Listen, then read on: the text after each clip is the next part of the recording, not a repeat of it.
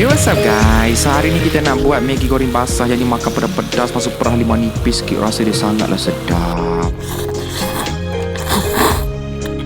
Jahat kan bunyi dia, sangat sedap. Okey, jom kita start. First, korang ambil 1 biji bawang merah, 2 ulas bawang putih, tambahkan 1 sudu cili kisar, and then lepas tu tambahkan fish ball dan juga fish cake, 1 sudu kicap manis, 1 sudu tomato, 1 sudu sos cili, and then tambahkan air lah. Untuk mi segera, depends, guna je brand mana yang korang suka. Cumanya untuk 2 paket mi segera, guna 1 paket perencah sahaja. Kalau tak, dia masin. Okey, lepas tu tambahkan air, tunggu mi tu kembang, and then masukkan kita punya udang, telur, cili padi, bagi extra pedas sikit. Lepas tu boleh pecahkan dia punya telur tu. KA suka pecahkan, barulah kuah tu lagi creamy orang kata.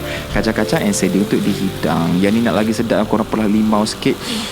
Sangat sedap makan panas-panas macam ni. Yang ni boleh makan untuk moreh. Untuk moreh bukan sekarang, sabar, ada berapa jam lagi. Okay, selamat berpuasa.